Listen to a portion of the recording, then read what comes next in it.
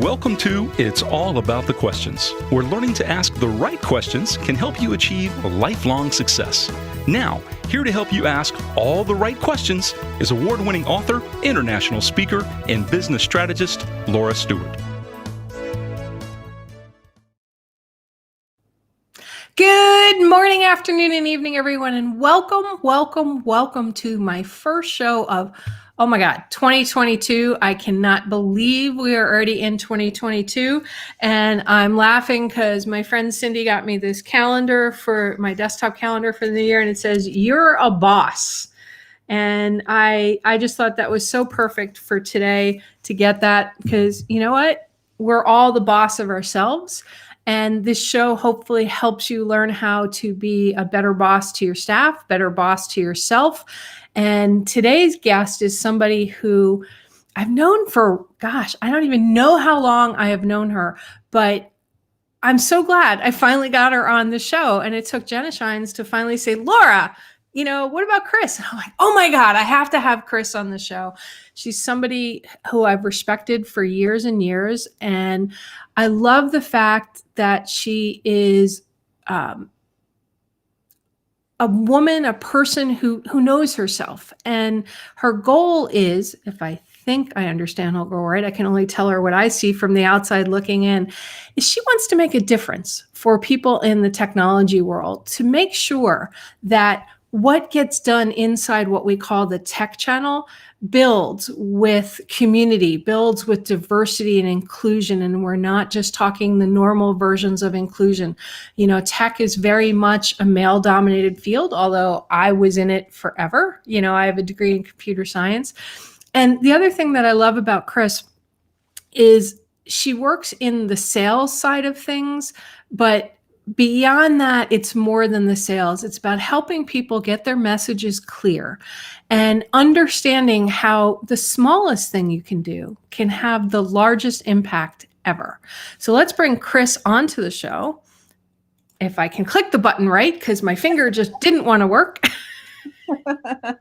Kris Blackmon, welcome to the show. It's exciting to have you on here. I mean, you are now the chief channel officer. I have, my tongue is very tied this morning, probably because I haven't had enough water, of JS Group. But beyond that, you've been in the industry in varying roles for several decades now, right? I've been in the tech industry in one way or another for a few decades now. I entered the channel about 7-8 years ago. Okay. Actually, a marketing firm in Dallas, Texas was my first exposure to the channel. And so I managed a whole bunch of B2B accounts there, and then moved over to what was then the VAR guy over at to be their editor-in-chief before we merged with Channel Futures. I used to read the VAR guy all the time. I mean, my office had stacks of every physical magazine that you can get. And when I went to trade shows, it was, oh, I haven't seen that issue. I haven't seen that one. And I just grab them all and just devour them on the airplanes. And I miss magazines. Yeah, it's just not the same trying to flip through something on your iPad, right? There's something very different about holding something in your hands. And you could cut something out. You could post, like for me, I used to post articles in the office for my staff to read, and I'd make copies of it and send it places. And you can't, with a lot of the digital stuff nowadays, you can't forward like just a page or an article. You have to, somebody has to subscribe and do all that stuff, which is really great and wonderful for the magazines because they get more subscribers, but it makes it harder to get that particular piece out unless you do a screen grab or something like that. So, wow, VAR guy, you took me back, Kris. It was quite interesting coming into the channel as Kris, the VAR guy. There was a lot of confusion there when I first entered the space. So what made you make that leap? So I, at the time, was working for a software company, a little niche software company. as their technical writer. And it was a great company. But I just kind of gotten to the place where I felt like there was nothing more I could learn there. And so I started looking, and then TC Doyle, my first channel mentor, really reached out to me about that position, and rest is history. I love TC. Well, he's a great guy. Was it a big switch because going from the side of the technology world that you were in over to the channel portion of it, which is more you're on the vendor side versus you were a journalist, which meant you were neutral. So how did that change, work for you? And did you find at any point in time that making that switch from neutral to a side made it difficult? Well, it's funny. When I first really came into the VAR guy, and I was traveling and meeting with all kinds of partners, you write on both sides of the spectrum. You write about the vendors, and then you write about the partners. But by the time Right. I took over the MSP 501, partners were very definitely my favorite. So that was a really serendipitous move for me when I was able to take over that program. And so I spent several years just getting to know partners and their business models and their challenges and their opportunities, and getting to know them as people. And so now at JS Group, I work with both sides of the spectrum again, but working with vendors it's a way for me to put partners top of mind with vendors, to make sure that they're giving the enablement that they need, that they're giving the sales support that they need, that they're, really zoning in on what's best for their partners' businesses. And that's a message that we try to hammer home over here during our consulting engagements. So that part of it's rewarding for sure. I do a lot of work with Dina Moskowitz's company, SASMAX, and So they create, yeah, yeah. And part of the company that they deal with is called Partner Optimizer, and they look at the data around partners and partner relationships. And I find it interesting what you were just saying about making sure that the vendors basically do the best they can to enable their partners to succeed, which is something that for a long time really didn't happen. I was an MSP way before there was even a term called MSP, right? And I did a lot of service enablement and recurring contracts and all of that stuff. And I had all these vendors that they're like, just sign up with us, just sign up with us, just sign up with us. They didn't even know what we did. They just wanted us to sign up. And I'd be like, why? I'm not even a fit for your products. Or I've got this really fantastic relationship with a different vendor partner, does the exact same thing that you do. Why would I jump ship and go? In your experiences from both sides of the relationship, Kris, and that neutral position, what do you think has been one of the biggest challenges in the last couple of years with those partner relationships, between the company that is creating products and services that they want somebody to roll out to their client base? What do you think's the biggest challenges that you're seeing?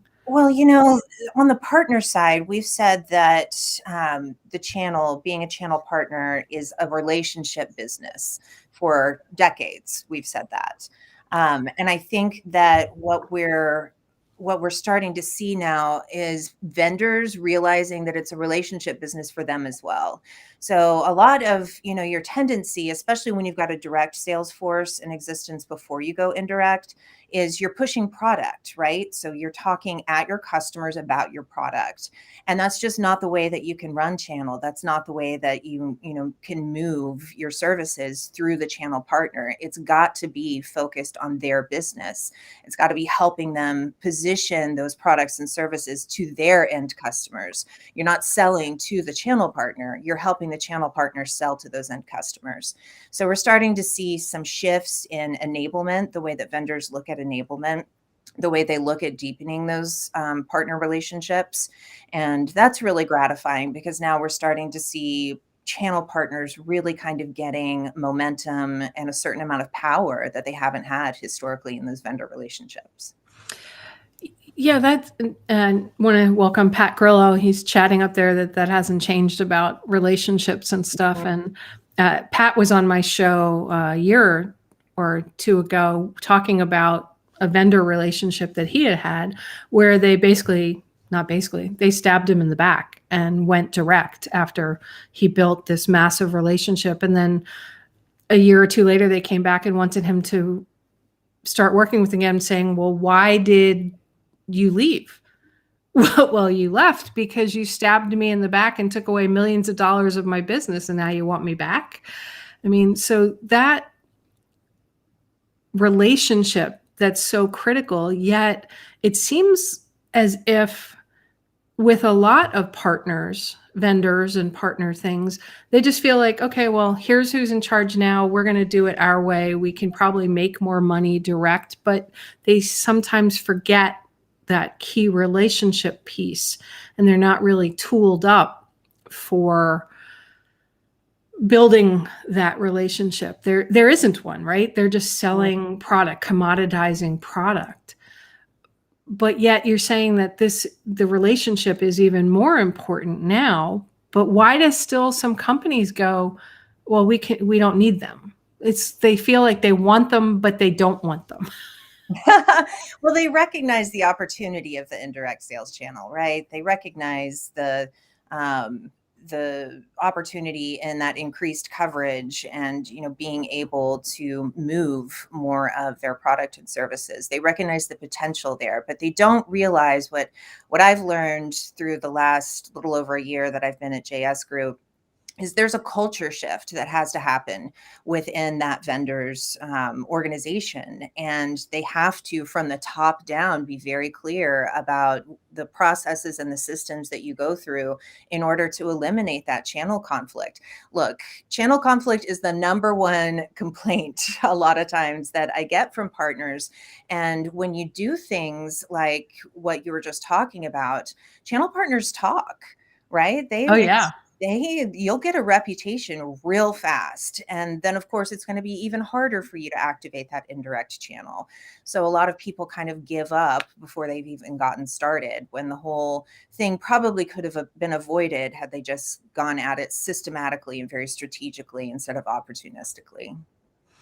Yeah, one of the things I remember a lot from my days of being in the channel was, how do you compete on price, right? Because some vendors would give some partners a better pricing deal.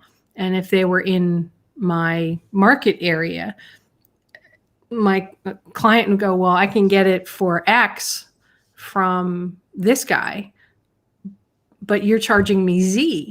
Mm-hmm. And I'd go, well, I'm sorry, that's the best price I can get. If you just want to buy the product, go buy the product from them, but are you going to get the other services? This whole idea of, for all of my listeners out there, right? Not all of them are in the tech channel. Some of them are brick and mortar. Some of them are just selling services, but at the end, there's still always some sort of exchange of goods and services of whatever it is. Have you seen that a lot of people are still commoditizing? And if so, what's your thought on that versus competing on value versus I can get 1%, I can pay 1% less through somebody else? Right. I mean, we're always going to have partners that compete on price. we're always going to have these lifestyle partners that aren't looking to really scale and grow. They've got businesses that are putting their kids through college and paying their mortgage and helping them save for retirement. They don't need for, their strategic direction that they're taking with their business. They don't really need to up their game. But for everybody else, we've been telling partners compete on value, not on price, for years now, since I started at the Varga. I remember that was some of, the first conversations that I was having. And these days, it's really, you've got to get more into that consultative mindset so that you can, wrap those products and services around a value proposition that is yours and yours alone. And that presents a lot of opportunity for margin. Every day, those vendor products and services get more and more and more commoditized, and those margins shrink more and more. And the only way you can offset that is by kind of deepening those relationships and making sure that you're offering that value instead of just those products and services on price. MSPs and other partner types oftentimes are a little insecure about that. They know the tech, right? They know backwards and forwards the tech. But when it comes to having those conversations that make them a really strategic part of their customers' businesses, that's where a lot of them, still need a little bit of learning to do. And so, yeah, competing on price is not a way to rise to the top as a partner for sure. Do you have suggestions on how some of my listeners could maybe begin thinking how they can switch that mindset and the actual implementation from price to value? Yeah, so one of the things that we're going to be focusing on really heavily at JS Group for 2022 is the importance of the business reviews, both from the vendors to the partners and the partners to their end customers. When you sit down with your customer for an hour, 2 hours, and you say, tell me about your business.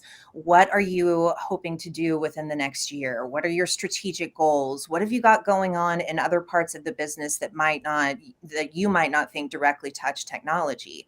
Are you trying to scale into new verticals? Are you trying to integrate some systems? Are you trying to grow your sales force? And where can I plug in to help you with those strategic goals? And so not only does that help you deepen that relationship, it increases your stickiness, and it also helps you up that value proposition that you're offering. It's a fantastic opportunity for upsell and cross-sell, identifying those opportunities. We all know that it's so much more expensive to get a new customer than to sell to an existing customer. And being able to sit down and really have these conversations with your clients and say, okay, where are you trying to go and how can I help you get there, helps you identify those different areas where, you can plug in and, again, deepen that relationship, deepen that upsell, cross-sell opportunity, and really help you start competing on value instead of price. I'm trying to figure out the best way to formulate, because like 3 questions hit my brain at one moment in time, and I'm like, all right, if I said what was about to come out of my mouth, it would make absolutely no sense. So one of the things that you just said around sitting down and doing business reviews, I feel as if it's not done often enough. And now with the world the way it is, where offices, there's not everybody's in their offices anymore. It seemed like it was much easier before, where you could sort of walk around and see the interactions of people. And then if you sat down with the business owner or the business leader or your contact inside the company, and you'd say, well, tell me what's going on for your business, what you think is going on for your business, where you'd like to go. Then I know for me, I do this with my clients now, you saw what the reality was versus what somebody thinks is happening, right? Have you seen that be more difficult with the business reviews? Is there another way of doing them in a world where offices are increasingly remote and people are changing their business goals quite frequently because they're not sure which way the world is going. So that business review conversation becomes more critical, but it feels like it might be more in flux. Well, I think the pandemic really kind of forced partners to start having these more strategic conversations with their clients. And you're forced all of a sudden, all at once, to change your work configurations, to change your security measures, to equip your workforce to be able to work remotely. And so those it kind of forced those conversations, right? What is it that you need? Do you need video conferences for 50 people? Are you more a one-on-one? Do you have people tapping into systems from home that need additional security measures? And why do you have that? It's really was an opportunity for partners to identify those additional areas that they could plug in. And again, the pandemic kind of forced those conversations, right? So a lot of partners, a lot of organizations, period, kind of scrambled at the beginning of the pandemic to just get provisioned as quickly as possible. But as time has gone on and they've figured out, okay, maybe there's a different system or a different platform, a different software that could work for us. Here's some snags that we've been running into. Here's some new compliance regulations that we've got to adhere to. Then all of a sudden those conversations with partners become even more imperative. And so in a lot of cases, it's not even the partner initiating those business reviews. It's the customer saying, things have changed in my business. Let's sit down and talk about how you can help me. And so I think, if partners have been having that type of conversations with their with their customers over the last couple of years, God, can you believe this has been going on for 2 years now? No, I can't. Oh, God.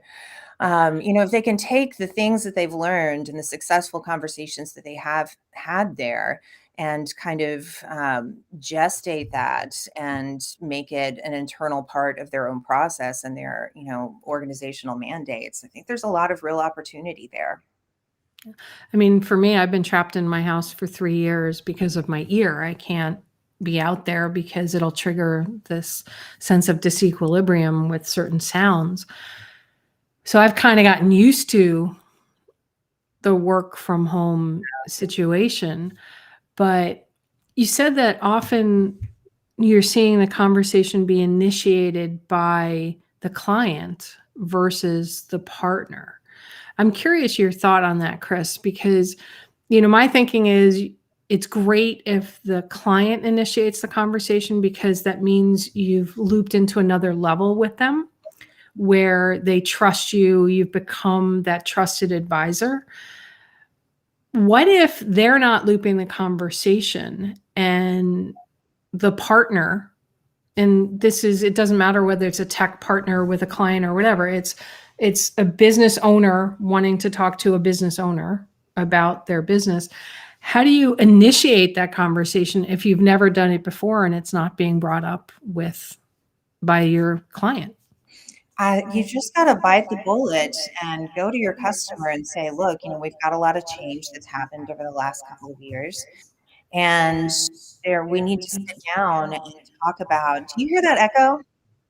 I am not hearing an echo. Okay, good. It's just on my end. But I did just realize I didn't unplug my landline phone. So as you're answering that question, I'm going to pop off camera for a brief second. Yeah, of course.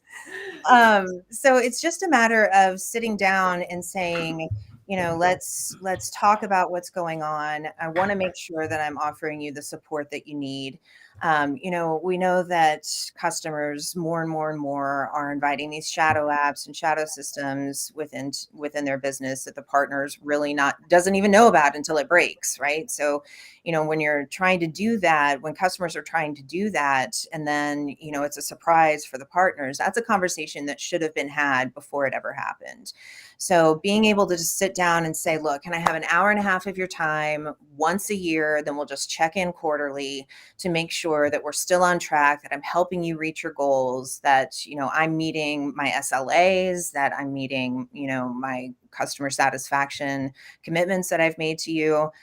Let's look at the KPIs that we need to track so that we're all on the same, page. And, just really forcing yourself to sit down and have that conversation. And there are templates out there that can help you run this conversation. Nigel Moore over at Tech Tribe I has, love Nigel. oh, me too. Isn't he He's fabulous? absolutely amazing. And that community is something else, man. And they have an entire module, a class. You can get a certification in how to do business reviews. And so there are templates out there and, resources out there that can teach you how to have these conversations. But it's like anything else. It gets easier with practice. The first one's going to be hard and the second one will be a little bit easier. And then by the time you get to 5 or 6, you're on a roll and your clients come to expect this from you. And, again, checking in on those goals quarterly, making sure that they know you've still got those metrics top of mind and you still know what they're working towards. Again, it really increases your value to that business. And I think once you start to see that, once you identify a couple of upsell opportunities with that client, then obviously it becomes even easier because you're seeing Right. ROI, right? Yeah. So for my listeners who might not be familiar, Kris used the acronym SLA. Those are service level agreements, and KPI, which is key performance indicators. Some of the people don't always know, so I try to explain those terms that they Absolutely. might not be familiar with. We've got so many acronyms in the channel. It's hard for me to even keep up sometimes. Well, and sometimes they mean something in a different industry too. Yeah. We get so used to it in our tech world and the channel conversations that we just think, okay, that's going to mean what it does. And I don't remember what it was, but I remember one time somebody threw an acronym out and I had the complete wrong idea of what they meant. And I don't even remember what it was, but I remember laughing internally and feeling completely embarrassed because they were so completely opposite from what I thought they were. It's like when I was in England for 6 weeks working on a project back when I worked for Pitney Bowes, I had gone shopping and because we did all the project work at night. Mm-hmm. And I was so excited. I got into the store and I had bought this great pair of pants. And I was so excited. And, it was all guys and whatever that I'm working with. And there's some women. And I'm like, God. And they're like, oh, what'd you do yesterday? I'm like, oh, I went to this great store and I bought these great pair of pants. And they all looked at me cross-eyed. And I'm like, I don't understand. Did I say something bad? And they said, well, in England, pants are underwear. And you don't really just like talk about that and that, like, well, what do you call, pants? And they're like, we call them trousers or slacks or whatever. And it dawned on me at that moment in time about how it's important that you're using the same language to discuss things. And that vendor channel partner relationship to the client relationship, if you're not all three of you speaking the same language, it can create a bit of chaos and miscommunication. Have you seen that happen? Well, I mean, I think that to a certain extent, partners and their end customers are always going to speak a slightly different language. Those partners are in their industry and they're helping, their customers in their industry and in their business models, which is one of the reasons why we think that it's so important for partners to go out and learn as much about that target vertical as possible so that they can have those conversations, so that they can understand what their customers industry is doing, what the trends that they're coming up against, scaling challenges, that type of thing. And again, being able to have those conversations, being able to speak the same language. And so being able to have that industry knowledge, and that's one of the reasons why you'll hear experts tell partners a lot that they need to verticalize, really focus on 2 or 3 key verticals and really learn about those so that you're fluent in that industry lingo and you're able to have those conversations with your end customers. I don't run into that issue quite as much, actually nearly as much between the vendor and the partner because they're in the same industry. They speak the same language. Right. It's definitely become more verticalized compared to where it was, when I started in the tech career, when I started my tech services company, you tend to be more generalist because that's what your customer needed. They needed somebody that could do soup to nuts. And then it became well, we really need a cyber focus, or we really need a communication focus. And you used to have the telco vendors that installed all the phone systems, and you had the infrastructure people. And then there were the companies that went in and out. When you started working with JS Group and your shift went from the world you were in to very much creating deeper relationships, the right deep relationships between vendors and partners and their clients, was there any kind of mind shift that you had to think about of something that you thought was the way things are and you discovered it was not what you thought?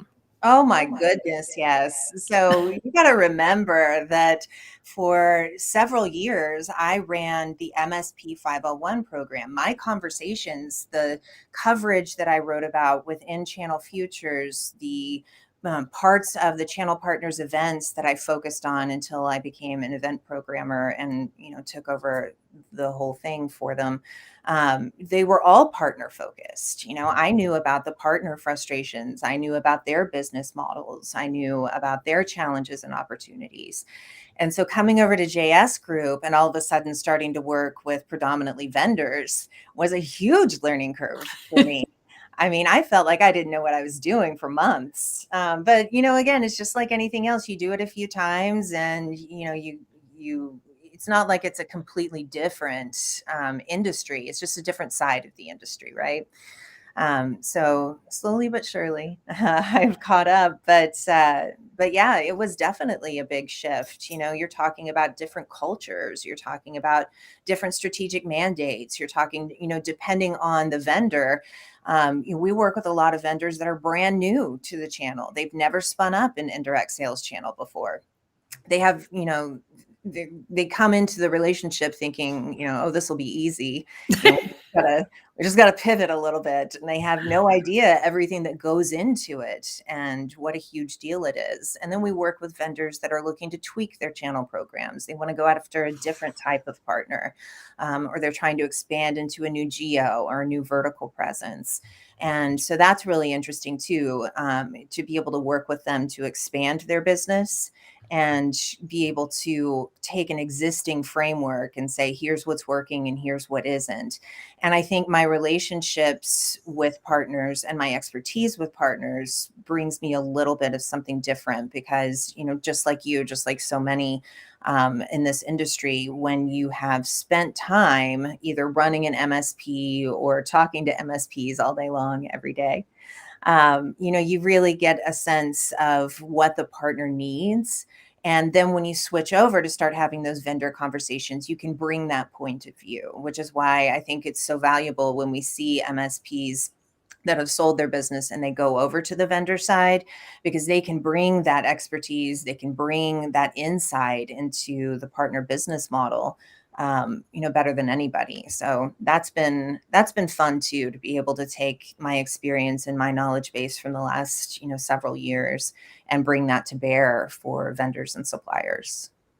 Have you noticed any sort of, not process change, almost like a thinking change since the pandemic started between the vendor and the partner?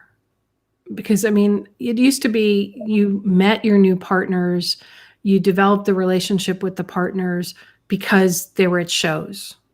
3 or 4 a year, you got to hang out with them. You built a bond around the bar, in the hallway, at some event. You got to know them and build that relationship. Well, that's not happening now.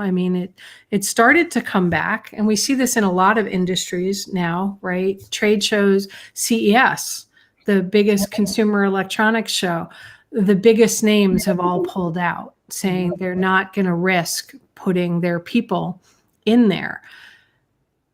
Have you noticed some shifts in how they're creating those conversations and building those communities and relationships now? So, I think the whole world had to learn how to adjust to a environment and a paradigm where we were doing everything virtually. Partners had the same challenge, right? Again, relationship business. They're used to going out and being face to face with their customers. And then, partners also at these events that you're talking about, partners get a lot of value from talking to one another. Yeah, vendors get a lot of value from being able to talk to partners. But I think that the lack of in person events has, in a lot of ways, hit partners even harder than vendors. It took us all a long time to really learn how to operate in a virtual world in the channel. I think we're starting to get there, but I think too many vendors, you go to these virtual events, right, which are already kind of, you go into it with almost a sense of dread, you know, knowing that it's not going to be anything like the live in person event. And a lot of vendors approach the virtual events in the same way.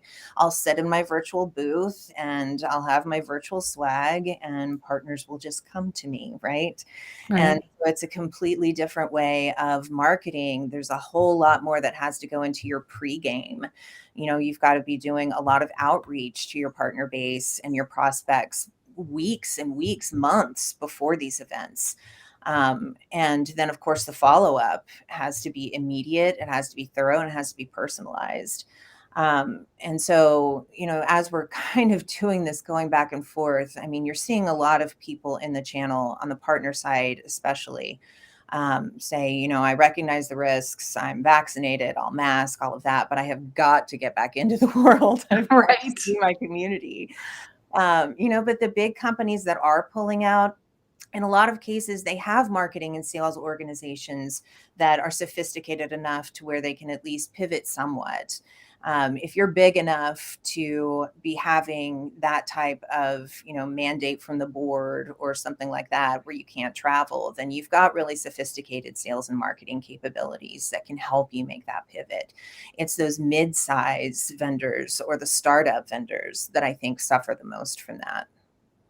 I feel like this change where you don't have as many events made the outreaches more intentional, and Mhm. that both sides needed to understand their businesses more and their partner businesses. So, like an MSP, a partner, needed to understand the vendor more and all the different pieces of their product line to see, does it fit for us and for our customers.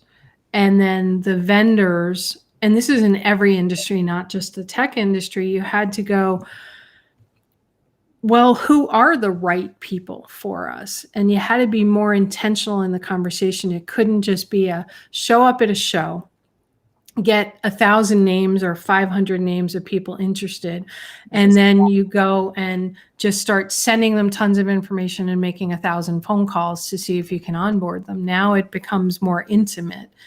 Mhm. Is that what you're seeing as well? Absolutely. So we really counsel our clients to um, double down on social selling.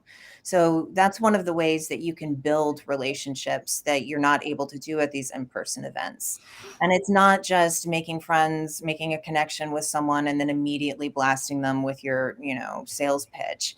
It's a process. It's a process of increasing that relationship and building upon engagements, and not making that sales pitch immediately, but instead trying to build an actual relationship with your prospect before you get in there. And that is different than in-person events where you're giving demos all day. And again, people are stopping by your booth, they're picking up your product slick and moving on to the next one. It's definitely more intentional. And this is where platforms like Partner Optimizer from SaaSmax really, we're going to sound like a commercial. I know, but I love what they're doing. I feel like it's Yeah, completely changed it's, business, you know? it's really interesting, and it's extremely valuable to vendors trying to, reach new partners. You go through and create this profile, and it's very in depth. Here are the geos we want to work with. Here are the adjacent vendors that we feel that, we could bundle with. Here are all of these different criteria. And then Partner Optimizer can go through and pull partners that match that criteria. So you can be a little bit more intentional about who you're going after. And then when you're talking about your existing partners, again, that upsell relationship, we're started seeing a lot more of that. For example, account-based marketing, ABM, is starting to become more and more prevalent, where you're targeting different people within the same organization, but you're doing it with different messaging. You're doing it, again, it's not just a template you're sending out. It's very intentional in your messaging and your value proposition. And so we're starting to see a lot more of that from the vendor side. And we counsel vendors to do these business reviews with their partners just as much as we counsel partners to do them with their end customers. And that's a way, part of that business review process needs to be here's your top 3 mandates for this year, Mr. Partner. And here are ours. Now, how can we jointly pursue these goals together? So there is visibility on both sides. Here's what our product roadmap is. Here's what our, coming strategy for the year is. Here's the new initiatives that we're, trying to get momentum under. And how can the work that we're doing support the work that you're doing? And that's a really important part of the business review. That it was something I always instinctually did when I had my MSP, and I do it now. I have a very different kind of business though, but that conversation with your partners, whether they're a vendor partner who you're sourcing your materials from, that's providing you goods and services that you use to help your own clients, or if it's a service that you've created that you provide to a specific client, that whole idea of mutually beneficial. It's not a one-sided relationship yet.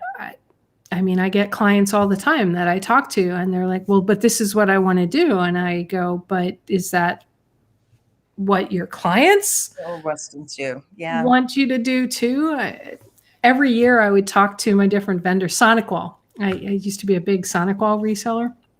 And my rep would call me all the time, and he'd say, hey, we've got these different promotions going on or whatever. And one day I just said to him, how can I help you? Yeah. Do you have a goal or something you need to hit? And he told me, and I was like, oh, okay. I can make that happen. Now that we've got clarity. And I'm like, okay, you've always been so helpful to help me with my business. How can I help you? And, he needed to sell so many of these 10 packs of this or whatever. And I'm like, okay, let's just make that happen, and it completely changed our relationship, because he said, nobody's ever asked me if I have goals or whatever, me. And I love that you said that, Kris, because I think it's so critical for each side to understand each other's motivations. Exactly. You want to be sure that your businesses are able to grow together, that you've got, if not similar, then at least aligned goals and strategic mandates in your roadmap. And only when you identify those opportunities are you able to really jump on a situation or a conversation that can help you both grow.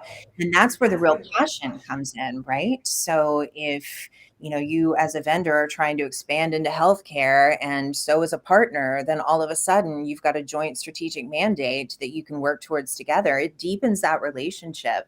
And it deepens the commitment from both sides of that business relationship.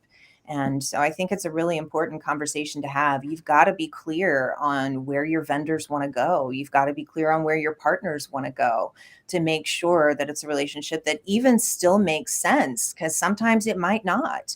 Right. But how are you going to get insight into where your vendor is going to be or where your partner is going to be within the next 1 to 3 years, 3 to 5 years. And does that relationship still make sense? Or are we just spinning our wheels here? It's a conversation that really needs to happen and doesn't happen nearly enough on either side. When you have more of those conversations, have you found with JS Group and all the great work that you guys do there for building those relationships at all levels of the spectrum, have you seen less of the abrupt 180s happening where maybe a partner drops a vendor or a vendor drops a partner or a partner losing some clients when they're doing more of these business reviews, or no difference? Have I seen the business reviews result in fewer customers? Fewer loss of customers or fewer Of loss of customers. partners? Yeah, absolutely. People, it's an old trite saying because it's true. People do business with people they like. And so, when you're able to deepen that relationship and stay top of mind for your clients, then, that's a win, right? That's an opportunity right there for that upsell and cross sell conversation. That's an opportunity to help your customers figure out where they can expand into and get new customers of their own, whether that's, vendors talking to partners or partners talking to their clients. The more you help your client's business grow, the more opportunity that you have within Right. that business to make money. Really sitting down, having these conversations and being genuinely helpful to the other person that you're talking about, the other organization you're talking about, well, that just deepens that relationship. It deepens that loyalty and increases that stickiness. And it really does move the needle. It really does have, real world results in terms of how valuable these relationships all of a sudden are. They're not just transactional anymore. They are, again, based on value, not just on price or products and features, these product slicks. We counsel a lot of our vendors. You'll see, and it's a big complaint from partners. You'll see a lot of vendors, for example, putting out marketing collateral designed to talk at partners, when what Right. partners really need is marketing enablement, sales enablement that helps them talk to their customers. And Yeah. that sounds Don't so sell me, help me sell them. it sounds so simple and so intuitive, but we get in these ruts, these sales ruts of just kind of doing it the way that we've always done it. And things are starting to change now. And you really see a lot of vendors making determined efforts to help their partners sell instead of making determined efforts to get more partners. Okay. And that really, again, it moves the needle. And it Instead of changes, going broad, they're yeah, going deep.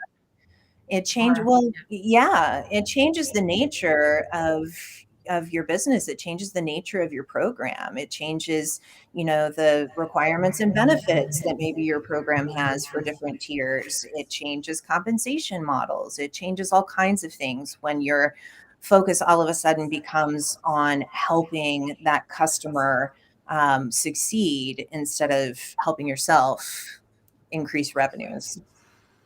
Yeah, it's interesting, isn't it, right? When you take the focus off yourself, but are very clear about your business, your goals. I love the dogs walking around. Anybody listening to this on the podcast, you have to go watch the video version of the Yeah. podcast because, oh my gosh, the pups are just so awesome. My office mates. It's the best. Your white pup at one point got up and just stretched in the chair and then turned around. It's like, oh, don't we all want that life? And I totally lost my train of thought there on that part of the conversation. Let me ask you something that I've wanted to ask another woman, because this has come up with several of my friends and clients.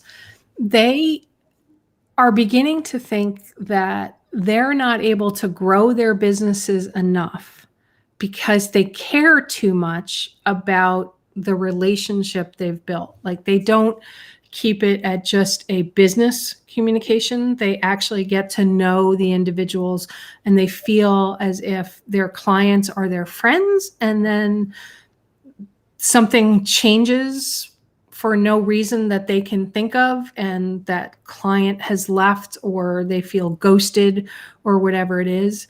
From your perspective, Kris, being in industry for a really long time, being a woman in the industry and knowing a lot of men in industry, what's your thought on that? Can you ever get too close? Do you have to keep a line between business and a personal relationship, like where you invite people to parties or whatever?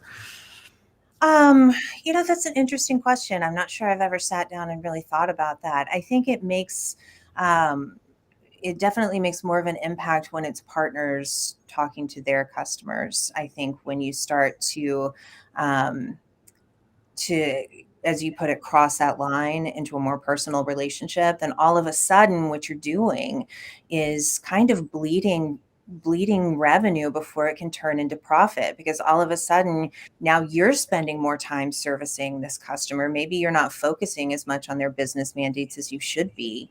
And you kind of feel especially with smaller MSPs, there's a situation that tends to happen, where partners will sign on a client and the client will just say, here, handle everything. And Right. the partners say, okay. And they don't set out those metrics. They don't outline how exactly this business relationship is going to work and exactly what services they're going to be providing, how many hours, to what depth. And so when you start getting into the situation where you're friends and all of a sudden someone calls you up on your personal cell phone with a problem that maybe isn't even covered in your contract or your SLA, and then you're helping them troubleshoot there, that can really bleed a lot of hours that you could be charging another client for. As far as people leaving because of a deeper personal relationship, I mean, I don't know, unless you really make some sort of gaffe and, get drunk in front of your customer or something like that. I haven't seen that. Um, and I think that it's actually in the channel. Again, it's a relationship business. So on a certain level, you have to have that friendship. You have to be able to know, what's going on, not just in the business, but, what's the name of your kids, and, tell so-and-so hi for me, that type of thing. Um, yeah, so it's a relationship business, and I think for the most part, being able to develop those closer, at least slightly more personal relationships is just going to serve you in the channel. Yeah, when these two people approach me, it's actually been several more than that. It always seems to be a woman that feels that, do we need to create more of a line? Could we have grown our business more if we weren't as nice, not as friendly, didn't build a deeper personal kind of relationship? And, I just wondered, because I never hear men having that conversation. They never talk about it, but it might be happening, but they never talk about it. I mean, I'd love for my listeners to, shoot out on social media to me for the show, email, whatever, their thoughts on this. But it's an interesting conversation. Is there a line at some point where, and I hate this phrase, it's business, not personal, but since relationships are a lot about what we've been talking about, where do you draw a line, Kris? And can it, being too close to your clients, can it cause um, lack of growth because you're focused on that relationship versus the business? I don't know. The people that brought it up are people that I respect incredibly in business, who have incredibly successful businesses, but they're wondering if they could have grown it bigger if they didn't get so close. Does that I make think sense where I'm going with that? yeah, I think there's always a line, even between employer and employee. You can have those personal relationships. You can know what's going on in your, employee's life. You can do the happy hours, things like that. But at the end of the day, it is a business relationship. And you've got to be able to draw those lines, and you've got to be able to also stand up and be able to tell your customer that they're wrong. And a lot of times, that's actually a way to grow that business relationship, right? So Right. I know you think that this is what you need, but let me tell you that my expertise will tell me that that's not what you need. You actually need this over here. And that might be a more difficult conversation to have when you've got a friendship instead of a business relationship. It might feel more personal to the customer when, for example, you raise your prices at the end of the contract. Right. Maybe your customer is taking things more personally than they need to because of the nature of that relationship. I think that maybe this isn't a problem that's exclusive to women, but maybe it is something that's more prevalent among women. We do tend to communicate and connect with people on a more, I don't want to say emotional, but a more a more interested, compassionate, as far as personal things go, manner than a lot of men do. And that actually, in my experience, has served me and a lot of women that I've spoken with very well. Because they're able to be a little bit more empathetic, a little bit more um, a little bit more in tune with their employees or their Right. customers, people. You are able to have freer conversations, and you've got this level of trust that you've established that really helps that relationship grow. So I think in more cases, I have seen it be beneficial to a relationship than I have seen it be a disadvantage. Okay. Yeah, it's we don't have enough time to go deep into the conversation, but it's just something that was on my mind. I'm like, you know what? I'm just going to ask Kris because this is the perfect time to ask this question and ask the listeners to sort of weigh in on it as well when they listen to the show to reach out. All social media, the Laura Stewart is how they can find me. Uh, how can Kris people reach out to you, or if they want to engage with JS Group, talk to you about different things that they've got going on in their businesses, or just they have a question about something you said? Sure. You can always reach out to me on LinkedIn, or my email address is chris@jsgnow.com. And JSG Now is our website. So you can always find more information there and click on the contact us link there. But always feel free to reach out to me. I get emails from partners all the time just wanting to talk about industry trends and, maybe get a little bit of advice. And Janet's really good about that too. Reaching out to Janet and just saying, hey, do you have 15, 30 minutes where you can sit down and you just kind of chat with me about what some of my challenges are? She's really good about doing that as well. It's a way not only for us to give back to the channel community, but for us to continue to learn about what are those challenges, what are those opportunities that people are wanting, a little bit of help with. So we're always open for a conversation. And I love following you and Janet and the rest of the team at JS Group on LinkedIn and social, because you post such amazing content that I find really useful at all levels of a business, whether it's somebody in the tech business or a non-tech business. I just feel there's so much great content there. Yeah, we're pretty prolific readers over here, always sharing articles and, hey, did you read about this or that? Yeah, So you're it's really good great. about the posting content. Yeah. Well, I want to thank you so much for being on the show today. I'm so glad we finally got to have an in-depth conversation, you and I, after all the years we've seen each other in and out of the industry. It's long overdue, and it was my pleasure. Thank you for having me. This was fun. It was really great. And thanks for letting the dogs hang out. It's always so soothing just having a dog just enjoying the spot of sunshine in the back, He There's keeps that something, chin warm. yeah, there's something we need to just take from that about how a pup can just soothe and be soothed all at the same time. So thank you. Thank you so much, Kris. It's always a pleasure to talk to you and read anything you're doing. And I'm glad that we've deepened our relationship by today. Thanks a lot.